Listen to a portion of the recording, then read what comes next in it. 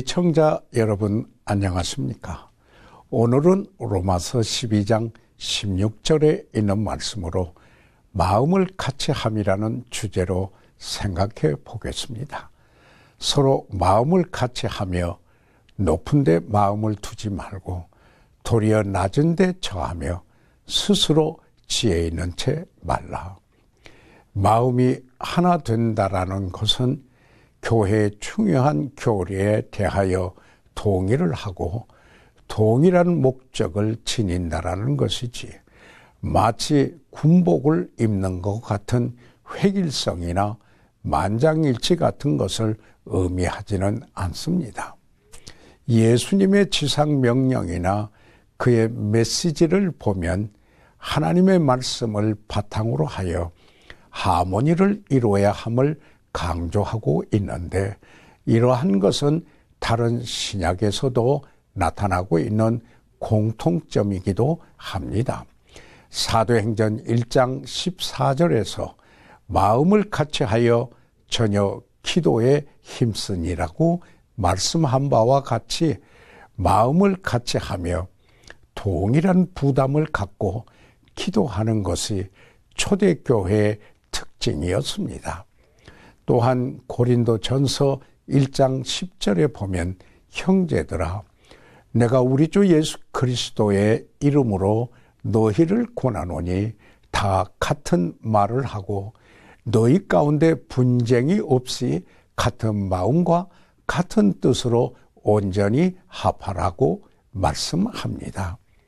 빌립보서 2장 2절에서도 마음을 같이 하여 같은 사랑을 가지고 뜻을 합하며 한 마음을 품으라고 말씀하고, 로마서 12장 16절에서도 서로 마음을 같이 하며 높은 데 마음을 두지 말고 도리어 낮은 데 처하며 스스로 지혜 있는 채 말라고 말씀합니다.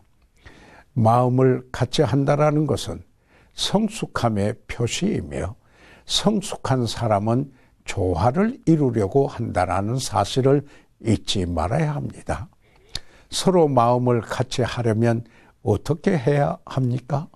로마서 12장 16절에 바로 앞인 15절을 보면, 즐거워하는 자들로 함께 즐거워하고 우는 자들로 함께 울라고 말씀하고 있습니다.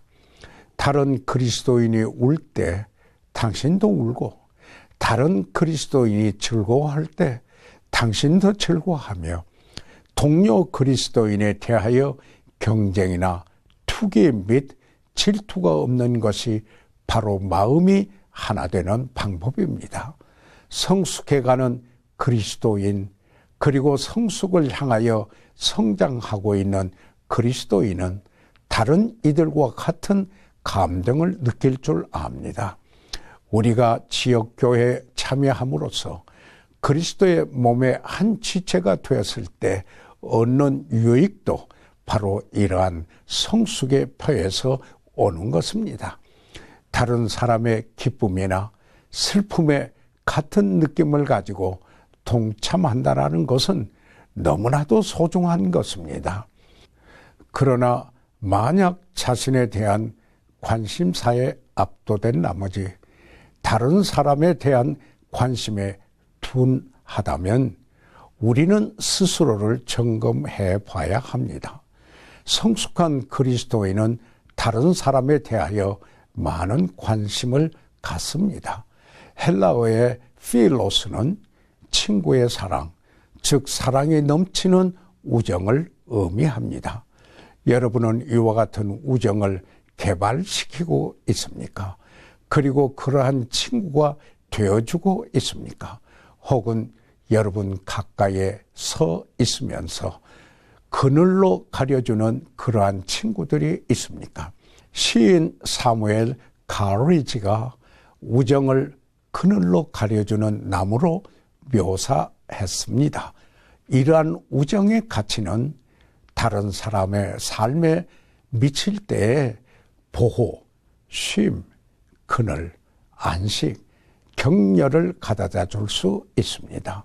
어떤 분이 자신의 장례식에서 시계를 보지 않고 끝까지 참여해 줄 8명의 친구가 있겠는가에 대하여 물은 적이 있습니다.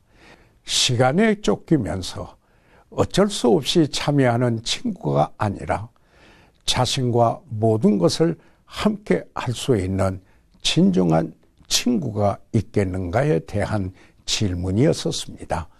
친구들 가까이에 있으면 위로와 격려를 받고 또한 힘을 얻을 수 있습니다.